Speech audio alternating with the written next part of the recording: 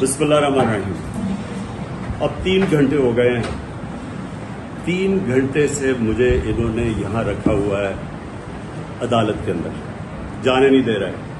कभी कोई बहाना मारते हैं, कभी कोई बहाना मारते हैं। मैं आज सारी कौम को कह रहा हूँ कि अदालत ने मुझे हर जगह बेल दे दी है, मेरे ऊपर अब कोई केस नहीं है, मैं आज़ाद हूँ। उसके बावजूद इन्होंने मुझे यहाँ किडनैप किया हुआ है, ज़बरदस्ती रखा हुआ है। मैं सारी कौम को आज ये बताना चाहता हूँ कि इनकी बदनीयती है, ये फिर से कुछ करना चाहते हैं। सारी कौम तैयार हो जाए कि एक जब अदालतों के फैसले नहीं माने जा रहे, जिस मुल्क के अंदर कानून की हैसियत ही ख़त्म हो गई है, तो अवाम को पुरअमन एहतजाज करना चाहिए।